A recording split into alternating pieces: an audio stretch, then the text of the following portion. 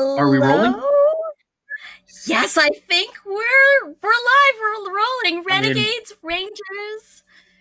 It's a real stream. It's not a real stream unless you say it though, Jonathan, right? Right? I mean, we'll see. Are we like? Yeah, we'll find out. I think we're fine. We will find out. I'm sure. If we're not live now, there's probably some I'm people sure going, someone "Where will is tell it? us. What's happening?" Yeah. I think we're good.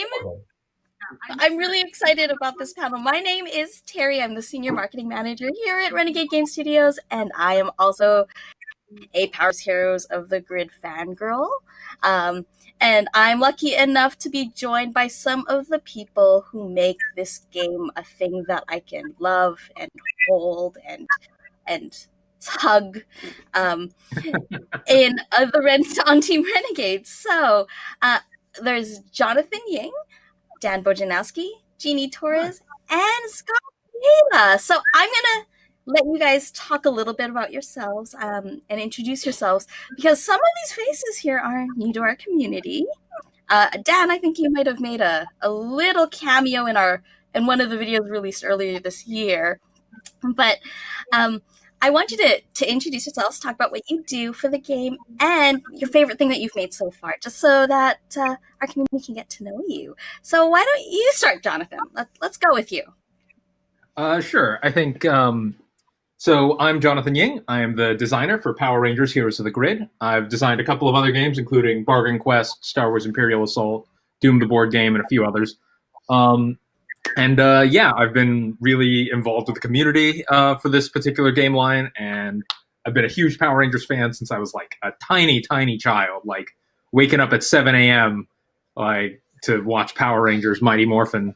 And yeah, it's been quite a ride, and I'm super excited to be able to talk about the game more today with a bunch of the fine people who helped make it as wonderful as it is. Oh well, see I think that's buttering it up, and a lot of that has to do with the people behind it. And let's ask you, Dan, because I view you as like the black box. Like Jonathan will be like, "Here's the thing, it goes into this black box. Jeannie sends me pictures. I post blurry things on social media, and that's like the flow of things." So why don't you introduce yourselves to the team? Tell everyone what you do. Sure. All right. Yeah, my name's Dan Bojanowski. I'm a senior producer at Renegade Game Studios. And as far as what that means for products is I kind of shepherd products from the brilliant minds like Jonathan Ying and take it from there. And then I work with, graphic designers, artists, operations people, licensors, document control, get it through the process and just kind of make sure everything flows smoothly from idea to delivering files to the factory. I'd also like to think that I get to do somewhat what fans might envision as kind of the least fun thing in the process. Things like document control, updating documents for people to know how many menus there are, how many cards there are, what size the box is, all those things. P&L, profit and loss statements, making sure that these are relevant and able to keep us afloat and keep making more of it. Reviewing files, you're the one every time I'm like, hey, can we do this in the game? Like, how many objects can I physically put in this box? And you're the one who lets me know whether what I'm thinking is possible or not, which is very helpful for me. Most of the time it's hey, thumbs up, that sounds like a great idea. But sometimes we do have to say, well, can we move this to a different project or a different SKU? Yeah. But I balance that out with some other fun things that I think people would really enjoy. Like I'm sometimes the first person ever to get one of these products. I do a pack out check. So the factory sends me the first one off the line to say, is this what you want to release? So I get to see the first final one. Behind me, I got some, kind of first offline stuff that's not even released to the world yet, not from Power Rangers, but from some of our other games. But yeah, so I know that would be exciting for some of you guys to see as well. As far as my favorite thing that I've gotten a chance to work on in the Power Rangers line, one of the things is the card storage box that was just on the Kickstarter. That was one thing that I as a taking a look at the whole Power Rangers line, it's like we're putting a lot of content out there, and I see the fan groups and all these people talking, and I have my own collection, and I know that card storage is an issue. So I've seen some fans come up with their own ways to do it and wanted to provide a solution that you guys could use, and was really useful for you for now and in the future. So I'm happy with how that's turned out, and so far the feedback has been good from the community. So I'm excited to see that get out to fans soon. Like you're the person who does. You check to make sure that cards will fit back in the box. They're sleeved, they'll still fit in the box. So I can't imagine. And I think that seeing the reception of the community, as a gamer and a collector too, I appreciate that product specifically a lot. So Jonathan, you didn't answer it. You were able to kind of skip around it. Pick your favorite baby. Pick my favorite baby? Yeah, of the Power Rangers so far that you've made, pick your favorite baby.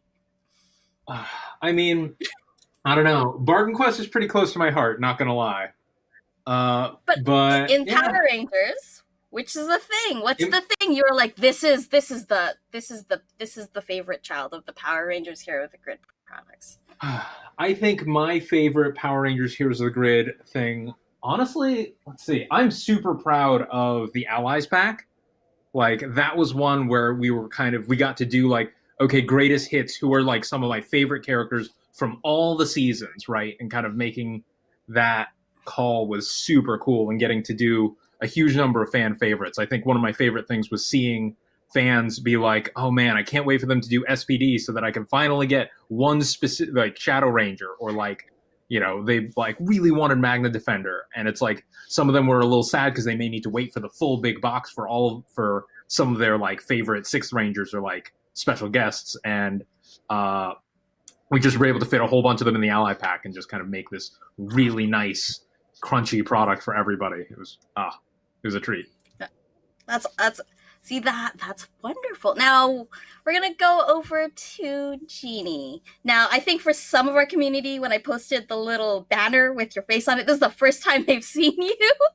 So why don't you tell everyone what you do for the game? Hi everyone, I am the lead graphic designer for all things Power Rangers. So I've been blessed to do all of the packaging and the card frames and the location boards, logos, everything that goes into what you get to hold and see and smell.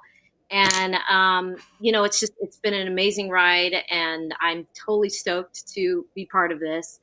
So yeah, that's what I do, and I could go through my creative process soon later. But as far as one of my favorite things that I've worked on, I really love, I don't know why, I'm not a villainous person, but I really love doing the bad guys. I love the foot soldier pack. And I think it's just because there's something about villains that have this, there's always a dynamic look, and they're so different, and there's so many different creatures, and it really just brings out creativity. And I don't know, I love the way that one came out. But yeah, that's what I love. That's what I do. That's fantastic. Well, I think that because you touched all the packaging, so all the little details. If you've ever looked at the boxes of this game, all the little details, how it's all laid out, was Jeannie. She just, I love the boxes. I keep everything. I adore them. I pull everything out of it because I paint them in and put the sleeves in different things. But this is, what you do is really incredible. And you also do a lot of the rule books, the scenarios you've touched, the banners, everything. The whole look of the game. Put your mark on it. The look of the game is totally you. So I'm really excited for people to kind of get a peek into that process. And yes, there's one more person on this panel we have to let themselves introduce. I made him wait till the end of this panel. So I see what you did there. Subtle. So I'm Scott Gata. I'm the president and publisher at Renegade Game Studios. And yes, my primary job for Power Rangers, besides, actually kind of getting Jonathan on board and kind of putting the whole thing together, is to tell you all to just wait every time you're enthusiastic and want more information that we're telling you, because it always happens where we just tell you something new and then you want something else new. You just got to chill out, man. Just wait. We'll tell you. Don't worry. There's good stuff. And also, I'm really happy now that you get to meet Jeannie and Dan a little bit.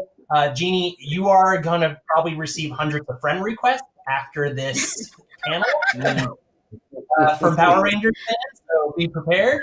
Okay. But yeah, no, Power Rangers is a good time. So what is my favorite Power Rangers things that we've built so far? I'm going to give you the very cheesy, sappy answer, but it really is true. It's not any one of our SKUs. It's really the community around Power Rangers that we've built.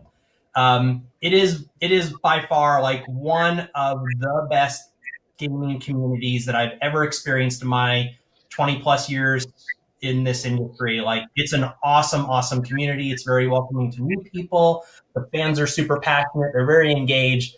I have so much fun going into the Facebook group and hanging out in there and trolling people with gifts and and just having a good time. So it's fun, but it's a really good group. So there you go. So you kept me for a laugh. I'm gonna hit you with the big guns. Go for the feels. Next time I get mad about my potato camera stuff, that's because I learned it from you, Scott. So they can blame you squarely for it. That's right. We have class trolling.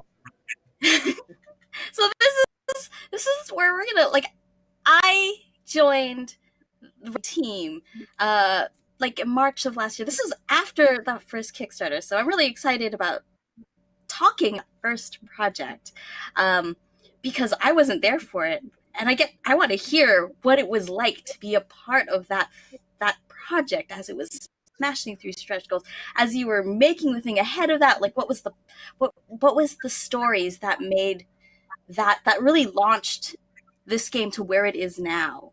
So I'm gonna start. I still remember that lunch, right, Scott? Like, I had just moved to San Diego, right? Like, I just kind of left. Like, I'd been freelance for about a year or so, and my partner had gotten a job at UC San Diego, so we were moving to San Diego. And we got there, and a bunch of my friends were like, "Oh, there's a bunch of studios out there. Let me put you in touch with Scott." Like, and I reached out to Scott, and Scott was like, "Oh yeah, let's get lunch." And we sat down, we got lunch, and we were talking about potential project we might work on. And then Scott asked, "So, do you know anything about Power Rangers?" And I was like, You didn't, Scott. You didn't play your hand very well. I was like, I probably could have been more coy and negotiated a little harder, because I was immediately like, listen, don't mess with me about this. And we were kind of, by the end of that, we were already talking about what kind of game we would, you asked me what kind of Power Rangers game would I want to see, right? That hasn't been made. And you knew that the audience had not been kind of truly served in this market for Power Rangers. And I was like, I know, right? And it was already, we kind of hit the ground running. Yeah. So before I talked to you, right, I was contacted by Saban at the time, right? Because this was before Hasbro had acquired Power Rangers. And Power Rangers fans, you owed a debt of gratitude to Jason Bischoff. And Jason was at Saban at the time, and I had previously worked with him on another license where he was at another licensor, and we knew each other from that, and he knew my background and what I could do, and he had basically just contacted me. We had touched base, and he's like, "Hey, do you want to make a Power Rangers game? But I don't want you to make a Power Rangers game for kids. I want you to make a Power Rangers game for adults who are fans of the show." And we talked about it and really what we wanted, and we wanted a big 3D experience on the table and kind of talk through a bunch of stuff. And then it was really just good luck that Jonathan had moved to San Diego, and I was familiar with his work from Imperial Assault. Came to be. So there you go. If it wasn't all those things just kind of were in alignment at the right times. And so you two come together, and then this game is gonna happen. Dad, what did it look like from your perspective when they're like, we're going to make a Power Rangers game, what were the things that what kind of documents were you controlling? What did that process look like from the time where Scott says, hey, I found a designer, we're doing this thing, to the point where... Well, at that time, I was actually relatively new to the company as well. I was not super entrenched in all that stuff, document control and whatnot, and even the role. So it was trying to figure it out on my own. I also know that one of the first things that happened was we went through Ranger School. I didn't grow up as a big Ranger School, but we got to sit in with their brand team for an afternoon, and they schooled us on Power Rangers, which was pretty awesome. Showed us videos, some history, talked us through the brand and the fans. I have a great appreciation for what they've done over the years, and it is truly something great. But as far as that initial talks, a lot of it was just kind of fumbling through because it was so unknown, and frankly, Renegade hadn't done much in terms of minis to that point, so that was all kind of new, figuring that out and planning not just for the one game, but this was a line of games that we wanted to do to expand for a long time. So it wasn't just here's one SKU that we want to do, but how do we make this into something that can grow and be something for many years?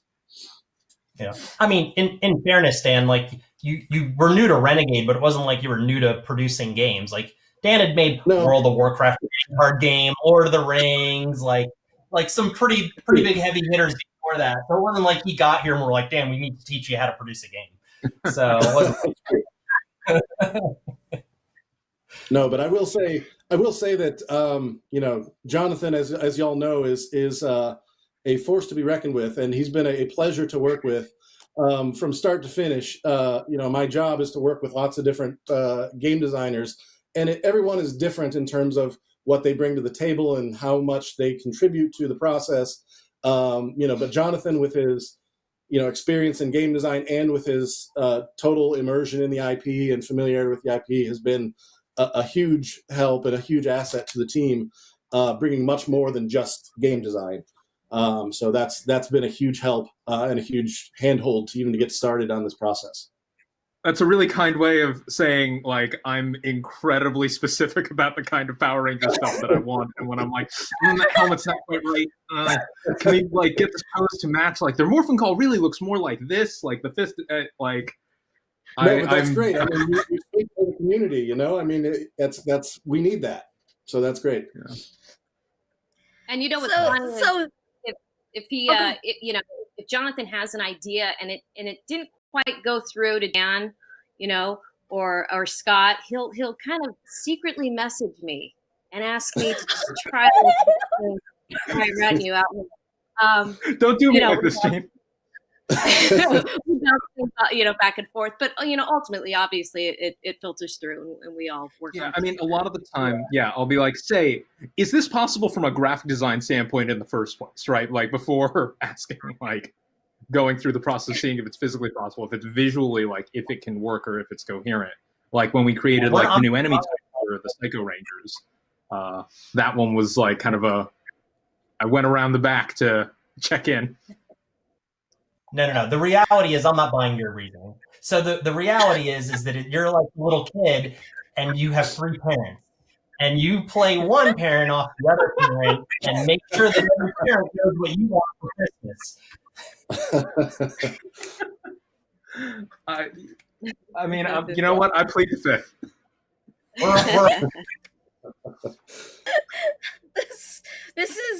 This is better than I thought it would ever be. This is everything. So we get the box, the SKU, the plan is ready. The Kickstarter happens. Can I say one more thing about the design perspective? Go ahead. Many of you who have been with it from the beginning will remember that the boards, and even when we did the Kickstarter, the location boards were rectangular. And that whole setup, and even some of the early demos we did were like that. And it's not like it is today with the circular boards. I will confess that when I first saw the circular boards going around the central command HQ, I thought that was a terrible idea. I thought there's no way this is going to work. It's limiting our creativity for the future. We can't like expand things. I sent a note to Scott and Jonathan and other people. I was like, this just isn't good, and here's why. I will say I was wrong. It looks great. Everyone loves the big round board. And the community, I mean, from what I've seen on the Facebook group, has found ways to make it expandable with the S shape and expanding it out. I mean, it's awesome. And I will publicly say I was wrong. The circle works. Yeah, no other game really looks like it, which is also cool. Like, yeah, I was. You know, when you see here's the grid set up, you know immediately like that kind of like, you know, round, that circular board with the 4 quadrants is very distinctive, which is nice. Yeah. So okay, that, you know what, I love that. I love that. We'll get to like the decisions made. We'll look back a little bit, but looking back at the Kickstarter, and I think Jeannie, maybe you can give me more insight on it first, because I think having done Kickstarters with you for this game afterwards, you did a lot of the design for example, the first expansion Kickstarter. So I'm assuming you did a lot for that first Kickstarter. You have There's this a plan. whole enemy template. The enemy card template is completely different in the Kickstarter materials than it ended up in the final game. I mean, like, so you have a Kickstarter, the plan is set, the backers smash through all these stretch goals. What is that like internally? What does the Slack look like as the community is like blowing this thing up?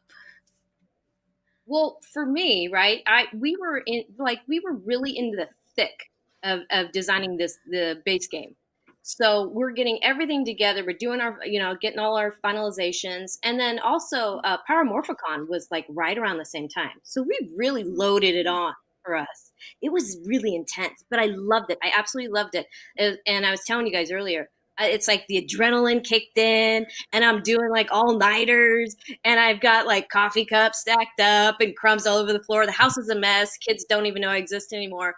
But it was really exciting, like putting all that together. There are so many images that you have to do. There's so many things that you have to consider and think like 3 steps ahead. And I remember when that Kickstarter went live, it was so exciting for us to see, fans' excitement, right? And it was hard to kind of judge how quickly we would reach certain goals, certain stretch goals.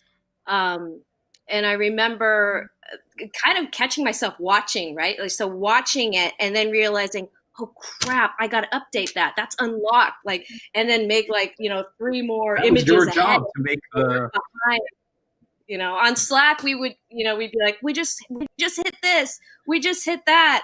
And you almost didn't even have time to celebrate. It was, oh my gosh, I got to create something else. I got to, we got to update this image. And we were telling Sarah, we hit this, and we got to update that. So it was a crazy time, but it was so fun. It was so fun. It was actually my very first Kickstarter. So I learned along the way, and it was, as you guys know, it was pretty cool. How about you, Dan? How is it for you when you're looking at this project and you're looking at going, okay, it looks good, it looks good. Oh, we've got to make a whole bunch of other stuff now. Yeah. So you set up at the beginning, we had a plan, right? We had said, here's the stretch goals that we think we can hit. Here's what we want to do. And then that plan just, goes out the window somewhere because, things get taken down quicker than you think they will be. Or there's also player feedback or customer feedback in the mix there that you didn't have before, especially on a brand new game that we didn't know what they would say. And, the fans came out and said, we need this character. We need this character. Why is this not there? And that impacted our choices. So we would have like daily meetings, me, Scott, Sarah, and Jonathan, I think, to kind of talk through, okay, what can we add? What can't we add? What's it reasonable to add? Do we have assets for this? And kind of figuring that out as we went. So it was pretty chaotic during that first one. I mean, I remember when I was first being asked to like kind of develop like expansion content and like make sure like, okay, here's the core game, here's where we're expanding out, like, big boxes. And you guys had like given me, you know, the rubric for like, you know, plan out a year's worth of releases, right? And that was kind of the initial thing, and I planned it all out, and I was like, yep, okay. And then Villain Pack, and then these like foot soldiers and all that. And then the Kickstarter happened, and then by the end of the Kickstarter, they're like, all right, so that's the whole year's worth of releases that we've unlocked. Make something new, John. I'm like, Yeah, that's a good point. That Kickstarter was not just one SKU, not just the core box, but that was core box, big box expansion, accessories, small box expansion. It was a big thing. Villain Pack, that Kickstarter exclusive box is chock full, like, of stuff that I had been like expecting to have to wait like 8 or 9 months to see the light of day after the original game came out, and instead it was like, well, we're doing it live. Let's go. Well, and part of our strategy, right, for out in the market, after that and when the game released into retail, we had a lot of discussions internally too. Do we space these things out in retail? And really where we netted out was that it's a bad experience when I get a new game that is expandable, and the customer knows there's going to be expansion content, right? You buy into the game because there's going to be expansion content, and you get a base game, and then you wait 3, 4, 5 months for something new. Like, it always feels bad. So we made the decision that we released things pretty close together in that first wave, because we wanted to give people a deep dive and a lot of content to play with. And then we were behind the gun a little bit to keep that going. But now I think we're in a pretty comfortable spot.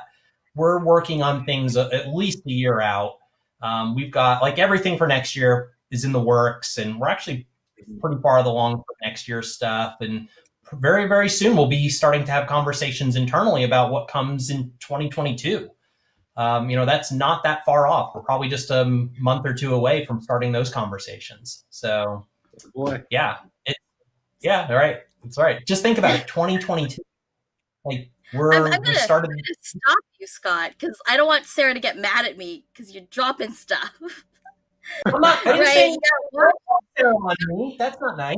Like, I didn't say anything I remember specific. when we first started talking about it, we were like, all right, we're going to support the game line, and we looked a very few product lines like this make it past like 2 years.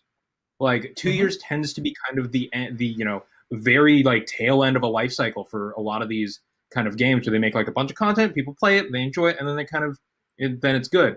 Like Heroes of the Grid has had really, I've been impressed with the staying power of the community and the system and how expandable it's been. We're doing good, I gotta say. Yeah, that game designer did a pretty decent job. I don't know. I hear he's a hack. There are people in the community who would fight you for saying that, John. It's ironic, right?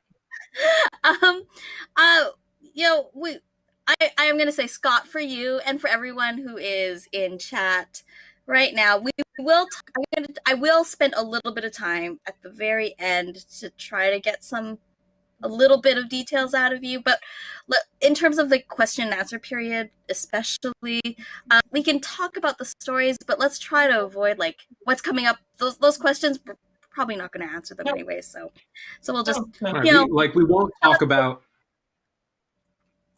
Uh-oh. Did we lose Jonathan? Huh? What? No, I'm joking. No. Muted him. Oh. Thank you very much. That was mean. We have people on the trigger. Silence that man when he starts to talk about it. It'll be really good. I think being able to see where we are now and how we're going about expanding the game and how we're growing it is really interesting. Stories and how crazy it was on that first Kickstarter. But I want to know the minutia, like a little bit more. When Jeannie, when you get like a brief from Dan, what are the things you think about? What are the things you think about just generally as someone who grabbed like? Oh, go ahead, Dan. Like, what does that brief look like? Maybe most of the creative briefs come from Jonathan because he's got it in his brain, as we've already established. So I'll give credit that most of the briefs for creative like card frame updates and stuff that flows through Jonathan. Oh, that's why he's messaging about stuff. So like, what are the things, like, I know for board games just do Power Rangers, but like, what are the things you consider, and then how does that process look when you're making this game? So for me, it does filter a little bit through Dan and Anita, our art director. For instance, the base game, right? We already had Dan Mora on board, and he was doing sketches of the actual box cover. And so I kind of had an idea of where to start.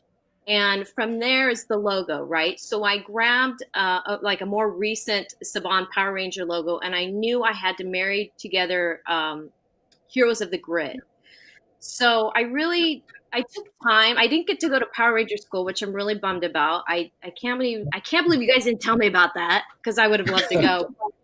I took a few days, and I went on to Netflix, started to rewatch all the old shows. I even dragged the kids in with me. Like, we totally binge watched like maybe 4 or 5 seasons to really get into the depths, right? The beginning. And you look at how funny it was back then in the 90s, and the simplicity and the quirkiness, and you kind of keep that in mind, right? And then you look at the comic book art and how dynamic it is, right? So you have to try and marry these two things together and come up with the look, whether it be the logo, or we're getting into the card frames, or the power board, or all that stuff. You really have to think about how to bring these things together and make everything look good, right? I mean, there are people who have never actually bought a tabletop game before, Power Ranger fans.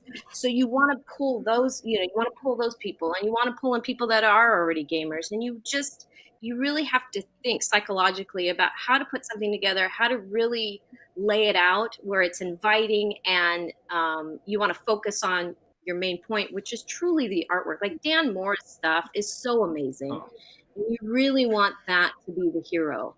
My job is to make sure that I'm communicating, right? I'm communicating your logo. This is what it is. And so that's kind of where I start. And we went through a lot of rounds, just to get it right. And Jonathan, I went and grabbed something that I thought might be fun to share. Here are some of the original prototype cards for Heroes of the Grid that we got, that I made up. Here's my version. So you can thank Gene that the game doesn't look like this anymore. Cards like Bones and Pudgy Pig, Yeah. You're a great designer, Jonathan, but graphic design we're gonna leave. Yeah, graphic design is my passion. It's So with Jonathan, I'll call it simplistic design. It's nice. You're trying to find this nice balance, right? I want to pull in little elements of Power Rangers. So you'll notice the bolt, and I'll bring in the bolt on let's say the character cards, or the Zord cards, and I'm just doing something just a little bit different, but it's still simple, because you don't want to detract from actually reading the card and understanding it, and you still want the artwork to show up. So it's just these little touches that you have to think about when you're designing. And so I think we got, obviously with all the rounds that we did, I think we got it to a point where it works, and it works well. And I hope everyone's loving it. I think one of my favorite little touches that has been nothing but more work for you was that all of the Ranger character cards, God, no, they're all packed away. All of the Ranger character cards have you can see inside of the nameplate is actually a piece of art from that specific Ranger. So there's a Mighty Morphin Red piece behind Jason Lee Scott. There's a Ranger Slayer piece behind her name. We could have just had those be the color of the Ranger and used them for every Pink Ranger or every Red Ranger. But no, you went through the effort of making sure each one is completely unique, and you now have to do that for every product going forward. And it looks awesome. That's 100% on you, that bit of flair. Totally my fault, but you know what? It makes it special. So that's cool. That's fine. That's those little details are the things that you don't notice until you're like looking, and then you're like, this is really beautiful, right? When things are ugly, you're like, it's very easy to be like, oh, but when things are so beautiful, it helps the immersion, and you enjoy it more, but you can't put a finger on why that is. But what is the little detail you're putting in? Maybe it's not necessarily for you, but you weren't necessarily sure, like, oh, I don't know if the Ranger fans will notice this, but this is gonna help. This makes me feel good about what I'm putting out there, that maybe some folks notice that you're thrilled about. Yeah. Well, one of the things, and it's not really that subtle, but from the box game, which I'm staring at behind my computer, you'll notice that there's art. There's art on black, right? So there's like a dark gray on black, and you see the characters back there. And I wanted to kind of pull that into all the future SKUs. So I eventually came up with a template that you see in all the other, boxes there, with the triangular cut, the logo, and then we still have art that's screened back. And I just really wanted to tie everything in. It just made sense that way. And maybe, I don't know, maybe people notice, maybe they don't, but it's something that you take an account for, as a designer, because you really want to build this family where it just looks really cohesive and nice. And it's tricky because a lot of the Ranger teams have very different aesthetics, right? Like, Zeo does not really look like SPD. Like, they've got a couple of, design elements that are similar, but each Ranger season is its own animal. And so being able to bridge that into one game is a really cool challenge that I think you did a great job with.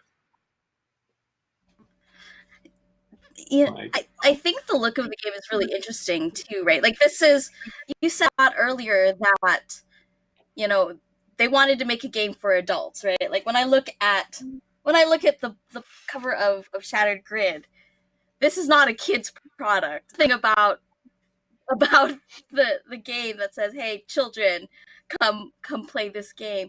In the sense that it doesn't look kiddie, right? It looks like it's a big experience.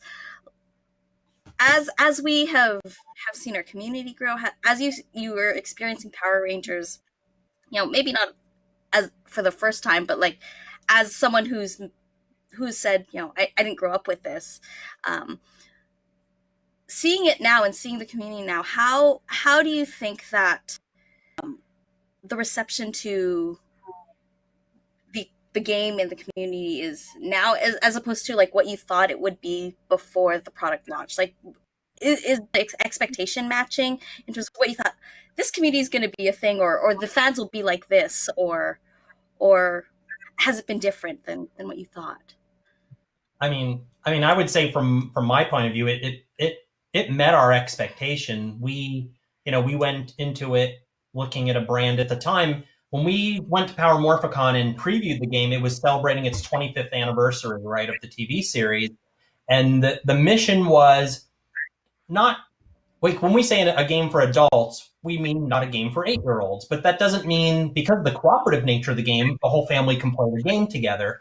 But we also had a nice head start because Boom Comics were out before us. And Boom had already addressed this, right? Where they took Power Rangers and they took what was fantastic about Power Rangers, but kind of did a little bit more contemporary version of it in their comic book series. And we could look at that and see how they were having success with that at that level.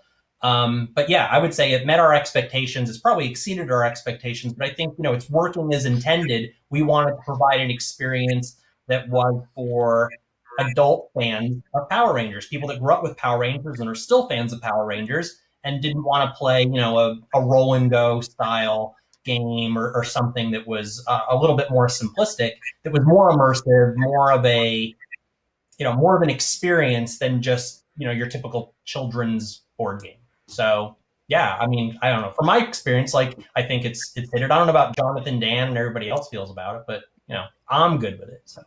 Hey, no shade to kids games, right? Like, I play Spot It like every week. Like, I'm a big fan of kids games. But I was really excited when Scott was telling me, like, hey, what we want this product to be is to be something that has teeth, right? Something that can really, like, has depth that players can really invest in and get really deep into.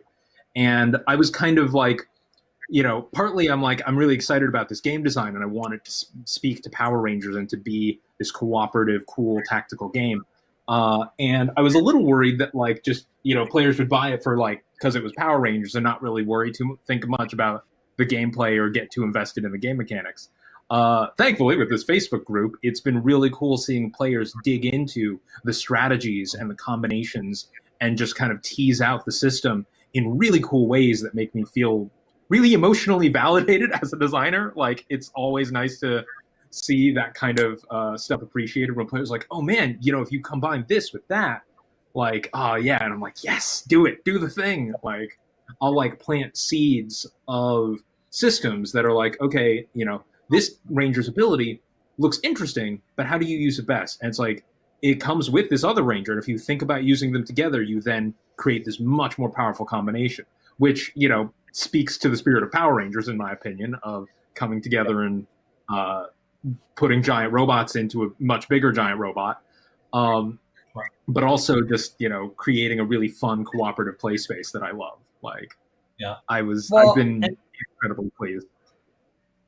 Well, and also the thing that we were striving for, and I think we accomplished, was we created a game that it kind of gives you the best of both worlds, right? It building a team is almost like building a deck in a card game or building an army in a hardcore miniatures game, and you can customize and do things that are creative outside of playing the game. It's creative to sit there and analyze all your ranger cards and say, how am I going to create new combos and how am I going to build a new team that's interesting?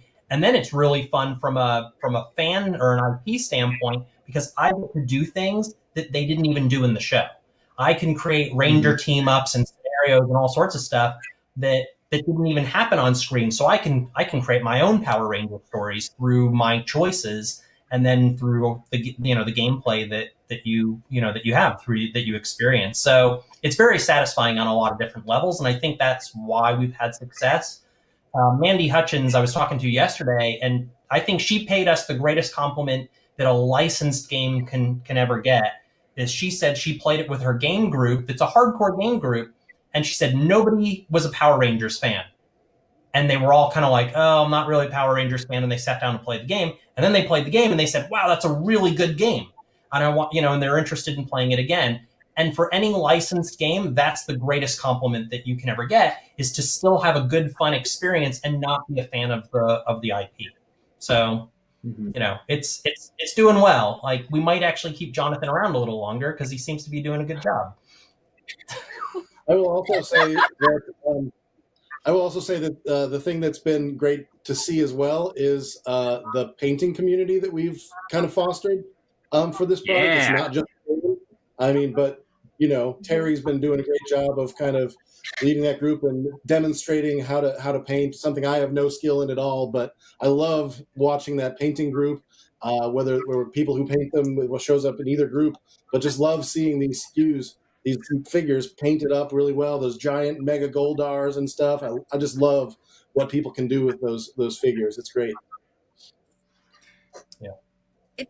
Yeah. The creativity in the community from a strategy standpoint, from a actual painting standpoint, and even just seeing how you mentioned how they're reconfiguring the boards and making the experience growing it in a way that's different than we necessarily expected. It's such an incredible thing.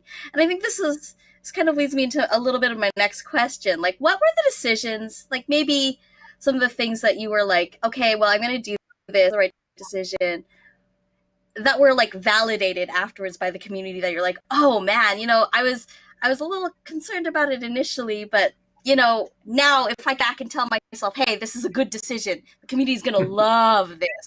What would be one thing that you would say, hey, tell yourself from the past, when you're in the middle of, building that first year content, hey, this is going to be good. This is going to be really exciting for the fans.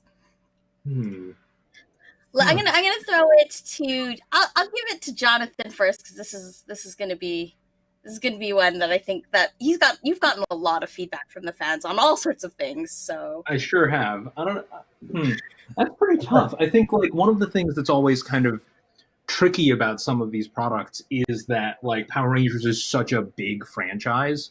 There's so many pieces to it, and like not reasonably, not everyone loves every part of it, right?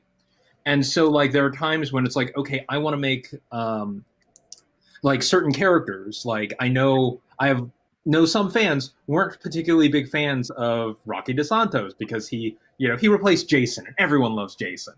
And I kind of like made it a bit of my mission in like the Zeo pack to like show what makes Rocky cool, what he brings to the team, like sort of say my piece about that, Rocky as a character, like he's, the heart of the team in later seasons, and he's really, this like good person who is the stable bedrock. He's not the leader.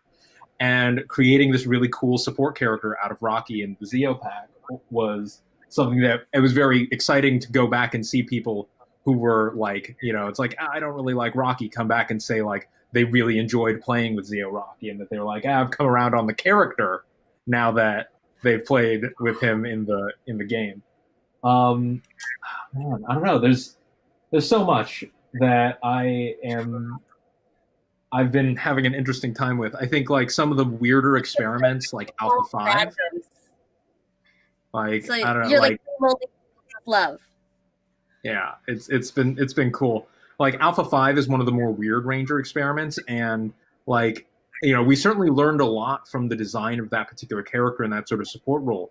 And I was like, I don't know if anyone's gonna really like. I don't know. This is like the weirdest Ranger. Will people like playing him? And like some people like don't really like that support role, but there are other players who are like, oh yeah, whenever I teach the game to my friends, I play Alpha 5, and like I get to kind of like participate without forcing them, like without quarterbacking, right? Without telling them, exactly what they need to do and letting them make their own decisions.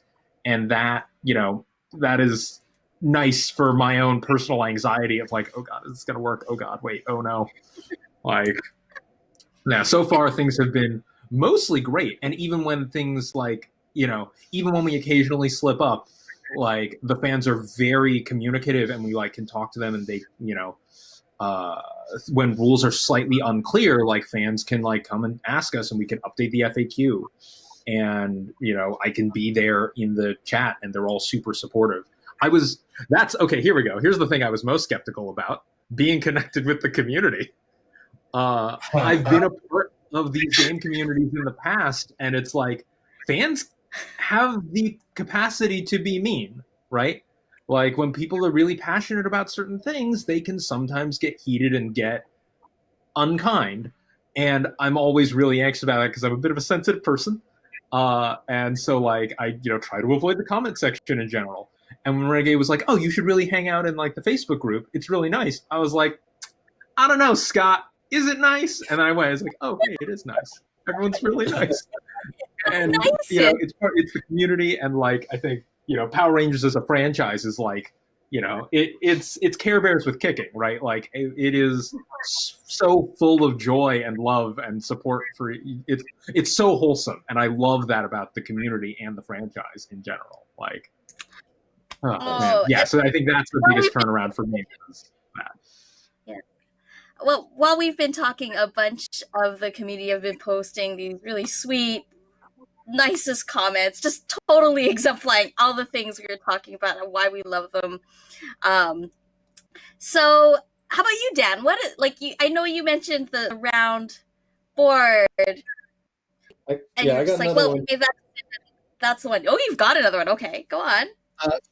It came from Scott early on, the directive of the size of the minis. And not that I disagreed with it, but it was a directive from Scott from the beginning that these are not your typical, small minis. These are hero, what are they, hero sized? I don't know what the term is, but they're big. Scale. Yeah, at heroic scale. And from my perspective, I mean, that was like, okay, well, the box has got to be bigger. We're going to be able to fit fewer of them in there. It's going to cost more. There's just all the logistical things of that. I understood Scott's logic behind it. I mean, the bigger is sometimes cooler. It's easier to paint. These are people who are probably less likely to have been involved in tabletop gaming and miniature painting and all that. So I get it, and I think it was totally the right call. But that was one at the beginning where I was like, oh, that's, because especially like in the Kickstarter, I remember that was part of it where we didn't have physical stuff to show. So we did, we had like, this is what a typical mini looks like, and here's Megazord, and it was we had to show it by comparison. And we still did get complaints in the Kickstarter because Kickstarter is its own beast. But people are like, oh, I can get for $100, I can get 50 minis instead of your 20 minis or whatever it was. But the size plays into that, and I think it's really borne out and been a great direction for the game. But at the beginning, it was just kind of overcoming the initial hurdles from both production standpoint and consumer value to price point situation. Yeah. I was actually also skeptical about the mini size early on, and then when I talked to Nick Norman, who is our lead mini sculptor for Rangers, and I worked with him on Doom before, and I was saying like, so what do you think about this this scale? And he was like, oh no, this is awesome. He can do I can do much better details that read much better, because when you're at this really tiny scale, like these fine details get lost and really muddy. But at this heroic scale, he could oh yeah, I can he's excited because he can do these fine details and these cool designs that just don't work at the much smaller scale. And I'm like, oh man, okay, all right, Nick. So really, you can thank Luke Skywalker for this decision. I have here on my desk. You guys have seen it. I've used it to compare to our minis for scale. It's a little Luke Skywalker mini from another product, and I'm, it's no secret I'm a huge Star Wars fan, and I would like something that has more detail, and so he's a constantly reminder of what could have been.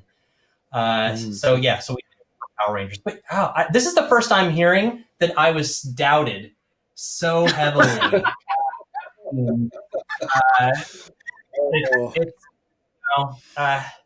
I'm just glad that it worked out. How many times did the box size change, right? Because we were still trying to find the sizes of all the minis, and it was like, no, Jeannie, it's going to be this. No, it's going to be this. No, it's going. So I am literally redesigning, redesigning. We honestly did not know that final size until the very end.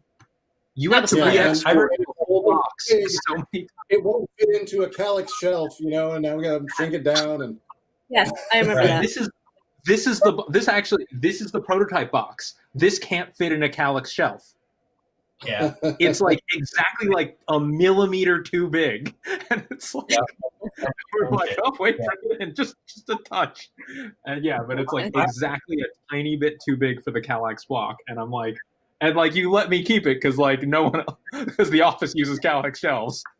So oh man. I remember having the discussion about the Megazord, and at first whether or not we were going to do a Megazord, and then because a standard Ranger is 40 some odd millimeters tall, depending on their pose and everything else. We're like, well, what size is the Megazord going to be? And we were talking to the factory, and I go, I want them to be big, and they're like 100 millimeters, and they had sent they didn't send a printed sample, but we had mapped it out on a size chart. And I was like, that's too small. And the factory was trying to talk us out of it. They're like, you don't want to do over 100 millimeter figure, do you? And we're like, yes, try 110. And they would do it at 110. We're like, no, that's too small. Try 120. And finally it was 120. We're like, that looks about right.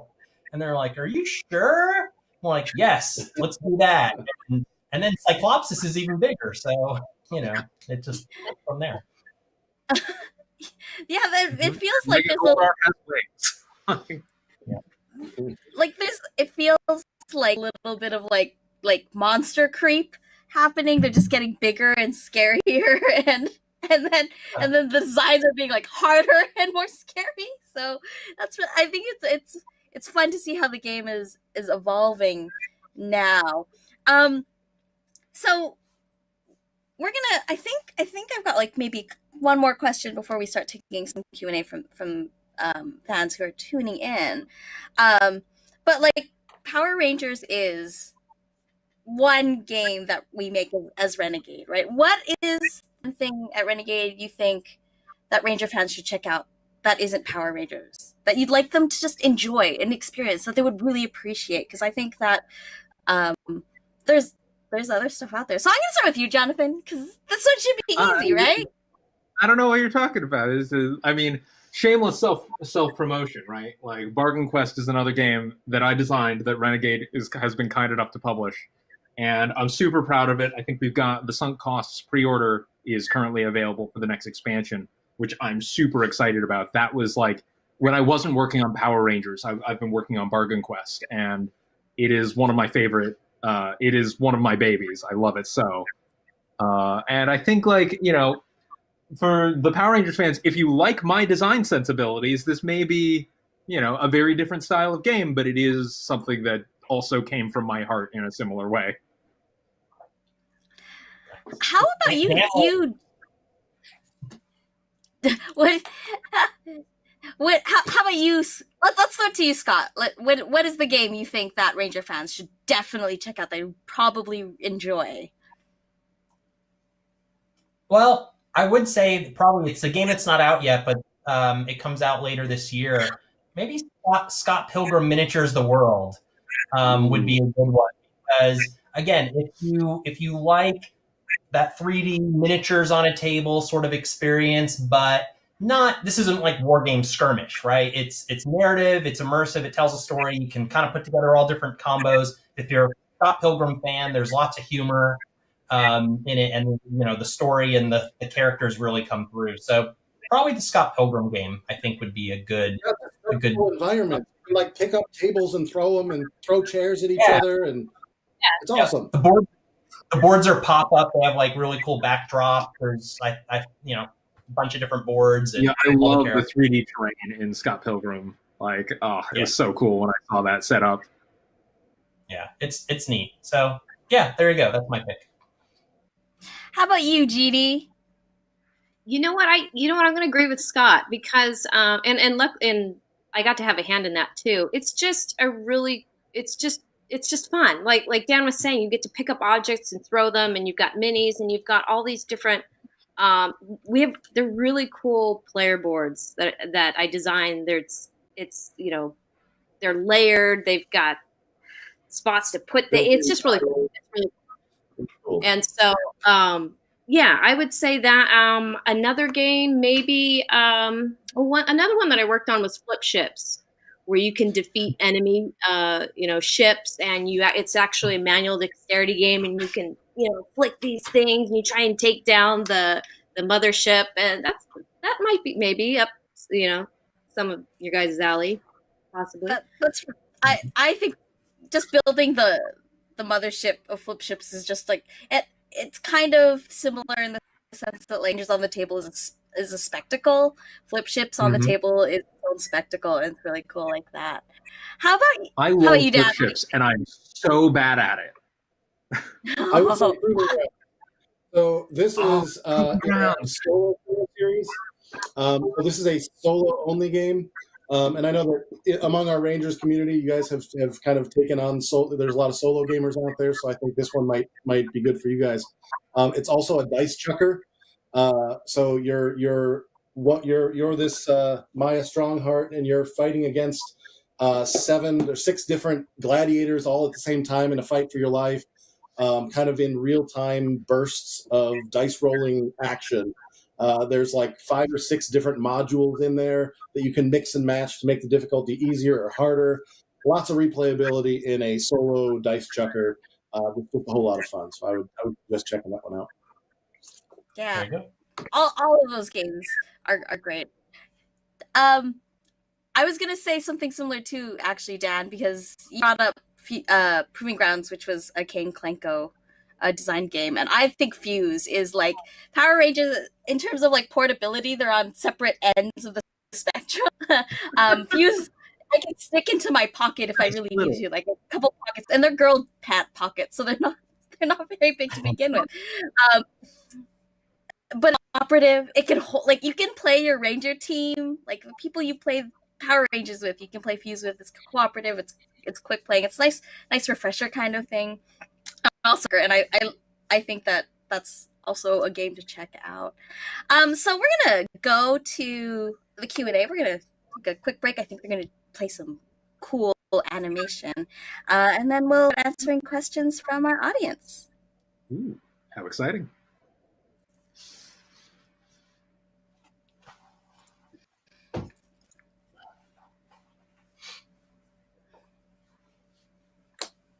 All right. So, how did the design to do? I don't know if we've actually done it like this. Foil colors for Shadow and Gold Ranger come out. Like, will there be more foil sorts of effects in the future? I think that might be a just wait kind of bit, but maybe you could talk a little bit about the foils on the cards. I think I'll let Jeannie take that.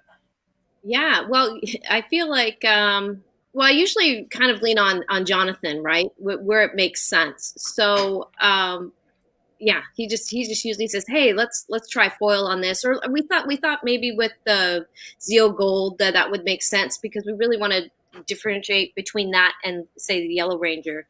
Yeah, it was you just really kind of wanted those gold to pop. yeah, you wanted it to pop, and you just want to make something special and different sometimes. And I kind of just rely on Jonathan on when it's the right time to do something like that. That's. I mean, I think that's really cool, and we get to play with those components, right? Like you get to put that touch. I mean, that was another one where I was like, "Hey, is this something we can do? You know, like, can we do like gold? Can we do like the?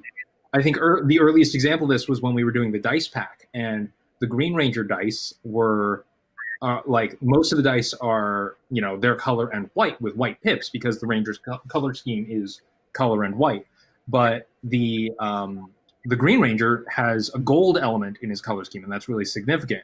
And so being able to let the Green Ranger and the White Ranger also have kind of their color and gold as part of their custom dice was a really nice feature that I was not sure we'd be able to get in there, but I'm really glad that we did.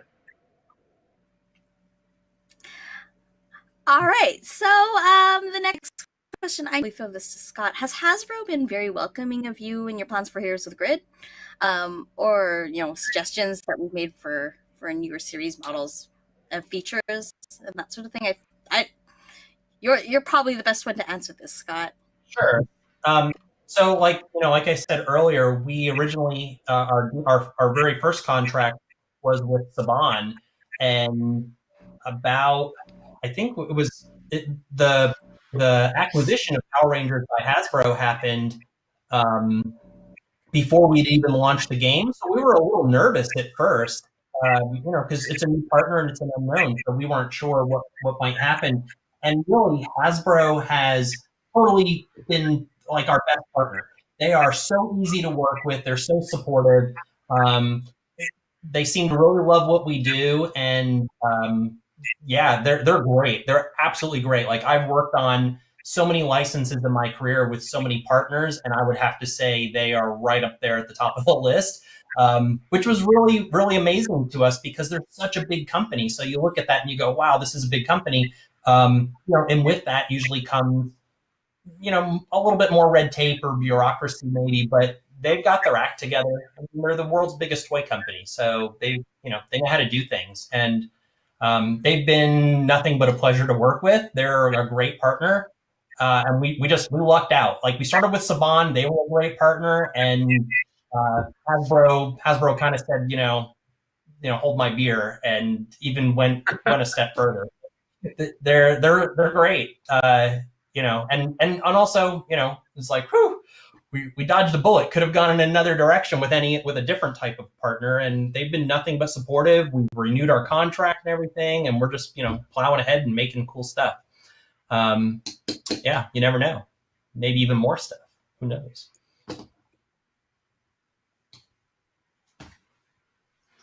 Got more questions. You're muted, Terry. Ooh, I can't hear Terry. There I am. Better. There we go. So, Jose asked a question about what are some new mechanics that aren't in the game yet that you would like to add. I'm going to let you, if you want to pass, I'll give you the opportunity now. And Okay, Jonathan.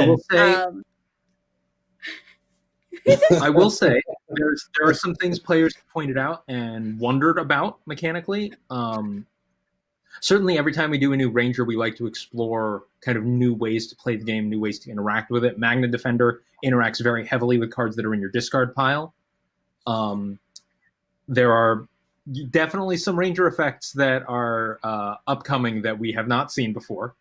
And there is one thing that the fans had noted and asked about, which is, will we ever see a monster that interacts with the power level track, right? Or like a Ranger that interacts with the power level track on the board based on how far the Rangers have progressed in unlocking Zords and progressed during the game. That is definitely something we've been thinking about. And of course, the Nemesis system, which has just been introduced with the Psycho Rangers, that's not going to be the last time you'll be seeing that. I promise you that. So yeah, it's been fun, and I think we're constantly finding new ways to use the system and stretch the mechanics in very exciting ways. I don't know.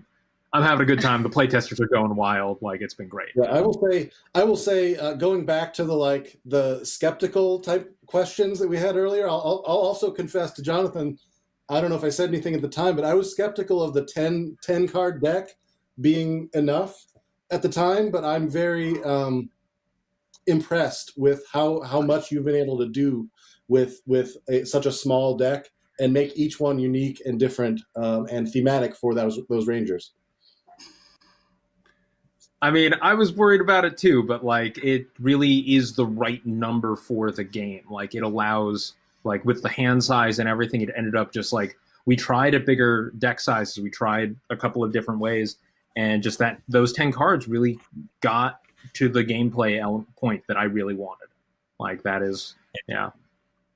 Yeah, remember one of the really early iterations of the game where you started off as just a person, and you had to morph, and yeah, you had to unlock your Ranger form, and everyone played exactly the same because you're all just martial arts kids without your powers, and it was just like, it just wasn't, it didn't flow, it didn't feel good, the shift was just too uncomfortable. I mean, God, if we want to go through all the old prototype versions, like, there were completely different game systems. Like, there was a version that didn't have decks of cards at all, like, where the Rangers all were like dice based with like a couple of character abilities. And that we realized very quickly, while fun, was just not expandable. Like, it just didn't have the room for growth that the decks did. Like, yeah, there are so many things on the cutting room floor that I won't talk about in case we end up using them in future games. But so it's like you're spoiler proofing right now, which is good. That's good. I appreciate that. A few folks have asked about an art book. I know, Scott, you've talked about this. You've killed this dream already, but let's we can move on to a different question. Yeah, I mean, we're so, our scope of our rights isn't to make books. So it's not something that we could easily do. I wouldn't say it's impossible, but it's not something that, we have in the works now. And we would have to talk to Hasbro and see if that's something that is possible. And to be honest, I don't know, like, any additional project that we add potentially takes away from working on the game. And that's something that we also have to keep in mind is there's lots of cool, fun stuff that we could do that's not really exactly the game, but that would detract from our attention on the game. We only have one genie, so until we get some cloning technology going, we can clone Jonathan or Dan and the rest of us. We have to always take that into consideration too. So, but I never say never. But I won't lead you on and say it's something we're working on either. We're not. So. Someone is asking about, will fans ever have another vote to decide any future teams? Scott, Dan, do you want to? Yeah, I would just say we already got really good data, and now we are working so far out. I wouldn't say that we'd never do another vote, but it probably wouldn't be something where we say you get to pick the next team. just because I think we do have a pretty good roadmap already defined. But we're in the best thing that you could possibly do is join the Facebook group. We are in there all the time and listening. We don't always comment on it, requests and stuff. yeah. And yeah, we were in there a lot. Like the whole team checks it out. So my favorite thing though is when we get like whenever someone is like, "Oh man, I can't wait for this ranger and this monster," and I'll copy that and paste it. He's like, "Hey, like in the chat where we're already working on that ranger or that monster," like has happened several times at this point, and it's very satisfying. I think you just posted one of those last night or this morning. I mean, I think it's interesting too because we do ask for a lot of feedback in the Facebook group. I know Jonathan was last week. You were just like, "Do you want stuff that's harder or easier?" And it helps calibrate my design. Sometimes when I'm sitting here, I'm working on something, and I'm like, I don't know which direction should I move with this. I'll ask kind of a vague, broad version of that question in the Facebook group, and that gives me a good sense of what the kind of hardcore and franchised fans are interested in. And I will say, that is a lot of our player base. It's not everyone, right? Like, it is the section of players who are fans enough of the game to be in the Facebook group and to be kind of following it is one that is very important, but it is not our only priority. We also are gathering data from other places, from conventions, from seeing casual fans, from playing with players who had never seen the game before. And all of that data is valid and influences kind of the decisions we make. So and it is often neat to see when the Facebook group has an opinion that surprises me and it's like, oh, huh, okay, yeah. So Michael Goodwin is asking, could we see more mechanics of gifting cards or weapons to other players? I mean, we did it with the Dragon Shield, right? Like, that's sort of a thing. And it causes some headaches, I'm not going to lie. Certainly Alpha 5 does it a bit. I think it is definitely not something we will never do again. Like, people do like it. But it does often raise a lot of rules questions just because a lot of these cards are designed to work with their specific ranger. And so it does sometimes bring in FAQ issues. So we will do it sparingly when we do it again. But it is something that players do seem to enjoy. So we'll make sure to make it work as well as we can. Yeah. And you want to keep it special. Yeah, exactly. Yeah. Tabletop Bellhop is asking, any of a Power Rangers paint set so we can get official Ranger colors? Not that, I have an interest in that. I mean, we have partners who release paint sets with partnerships of other companies. Yeah, they do. Again, this is not we're not a paint company. There are so many good paint lines out there already that we wouldn't necessarily go into the paint making business. And honestly, it wouldn't even be our place to necessarily partner with another company. Really, that would be, more like Hasbro's place. And again, even if I was them, I don't know if that's necessary. There's so many great paint lines out there that official paints, I don't know if it's necessary or not. Just go in the chat. Terry or somebody else can tell you. Ivy Vallejo, get these Games Workshop paints. There's so many really phenomenal paint lines out there that it would be more like that. If we've got nothing else left to do, I guess maybe we'll work on Maybe we'll work. There are, I think the idea of official paints too. I love seeing people's creativity with stuff, and sometimes when you put things in a box like that, you don't get to see the spectrum of creativity that painters are using out there. There's about playtesting. I know we have a Renegade playtesters group. We don't do a lot of public playtests, but there is, if you look and just Google Renegade Game Studios, there's actually a blog post on our website about joining the Renegade playtesters. So that's an easy one. Meet Zombie. Will Serpentera dwarf the Megazord? Well, spoiler, we're not talking about that. That's Well, That's all I mean, speculative. That's a cumulative thing. Well, obviously. if we were to ever make Serpentera, it would dwarf the Megazord, right? Like that's Right, just it would have to, right? Like, you guys would riot if Serpentera did not dwarf the Megazord.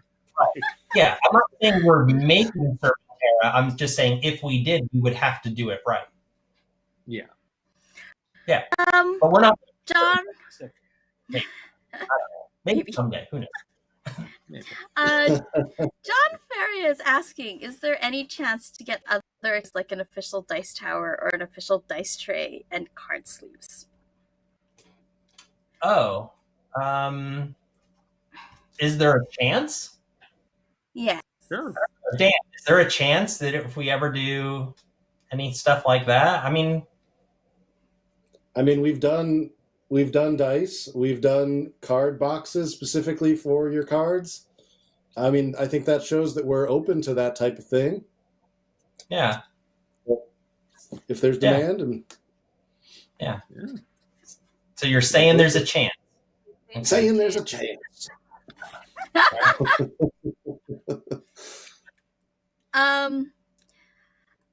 People are just really, they want to see different stuff. Like, will we have a mode that allows for Megazord battles? That I would say pretty definitively. Right, Jonathan? I think you would agree. That's just a different game.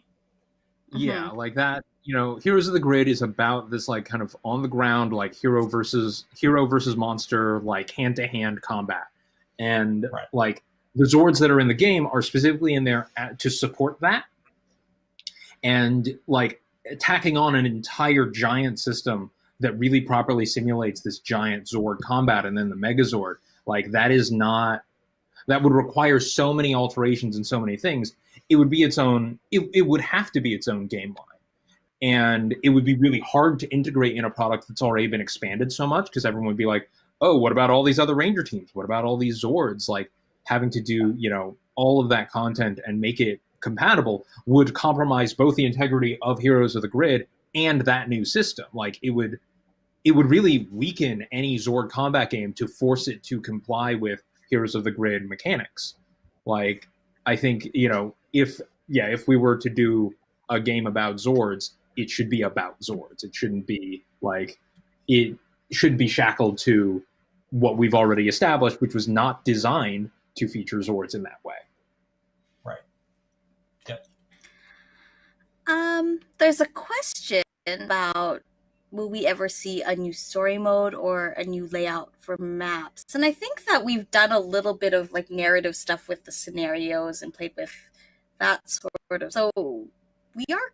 Yeah, there's a loose story being played with in the scenarios. Certainly, map layouts are something we might investigate playing around with in the future, which could be fun. I think that is definitely some design space that we are going to be looking into in the future, just because it's cool and people like it, and the fans are already kind of thinking of ways to play around with it. I think some of the new scenarios remove the center tile from the game board, and that changes the geography of things. Like, yeah, you can definitely expect to see stuff like that in the future, I think. And yeah, the scenarios themselves have kind of a rough underlying narrative to several of them leading up to this big conflict with Lord Drakon.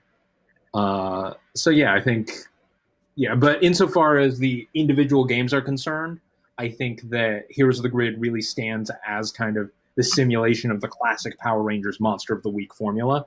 Like, I want it to be super mix and match, and the more story we add, the more restrictive it becomes, right? It's like, we don't want to tell you what monsters to use necessarily, or what villains to use. We want all these combinations to play out in a really interesting and organic way. There's so many Ranger team and monster combinations. Like, I want to kind of support that freedom in the core gameplay. So we'll take a couple more questions before we move on to the last bit. But what made you choose Madame Woe, Pudgy Pig, Nasty Knight, and Bones as the OG monsters in the core box? Ooh, so I think I'm trying to decide how much behind the scenes stuff I want to talk about here. I think one of the things about, like, Pudgy Pig is one of my favorite monsters of all time. And I think he's still, like, good? he's such a weird, specific monster. Like aside from like King Sphinx, like Pudgy Pig really is the Power Rangers monster to like for me even more than King Sphinx, because Pudgy Pig is weird in a way that like, oh, a big like lion guy, like, okay, yeah, that's you've seen that in shows, but like this giant weird pig man with a knife and fork and a Trojan helmet is just like, it's so specific. And so like that one for sure. I think the other three, Bones, Nasty Knight, and Madame Woe, part of it was that each of them represented a sort of segment of the mechanics that we wanted to explore. Like Nasty Knight, we wanted like, okay, what's a good, strong, heavy enemy with good that would have like kind of counterattack damage, right? He's got that reflective shield, which is his iconic move. Madame Woe is this evasive, fast, very scary, and one of the few female monsters in the game. And just her design is so cool and spooky and speaks to the Japanese heritage of Power Rangers, because she's kind of based on these classic Japanese yokai. I mean, Bones is a cool skeleton man in a fun hat. I don't know, what do you want? Like, he's straight. And Bones is sort of one of the earliest Power Rangers monsters, and he kind of takes and so yeah, for the core game, they kind of provided a nice spread of like humanoid, weird and monstrous, like, you know, based on various mythologies. Like, yeah, they created a good spread of foes for the Rangers, we thought. Awesome. So I'm going to go into the last question, which is really fun. Scott's ability as a ranger, because the has labeled a bunch of us the Renegade Rangers, in the way that there's like the Hyperforce team. Scott's ability on his card is just wait. What is everyone else's ability who is on this panel? Scott, do you agree with that? Is that your power, first of all? As everyone thinks about theirs. I have to like keep Jonathan in check.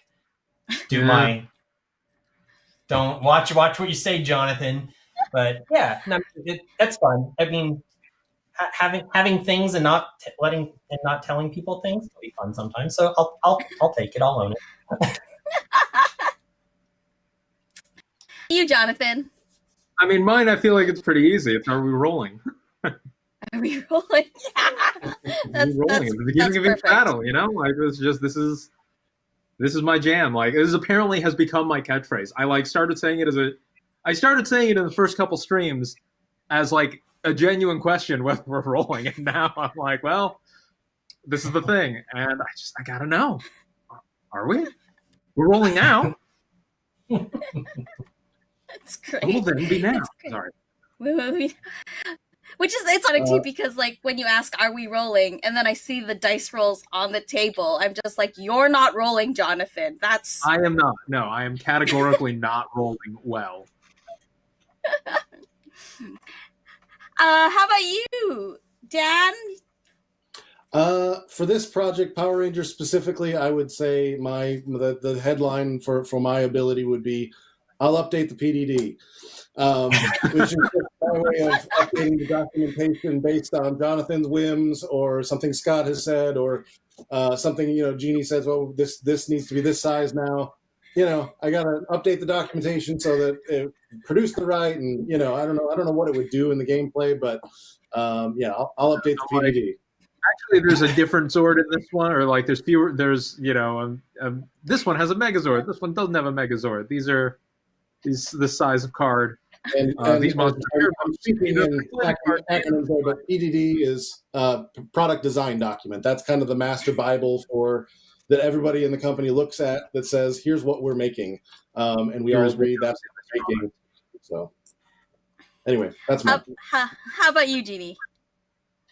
Usually for me, it's when does the printer need the files? Typically yesterday, but yeah, that's usually what I'm focused on. That's great. I mean, obviously, my superpower is the potato camera now. Like, that's my new favorite thing. It's my new. That is my morpher, potato. So potato. I mean, there is a morpher that is a hamburger. See? It's a thing. It can be a thing. That would not be the weirdest morpher in the series. That's right.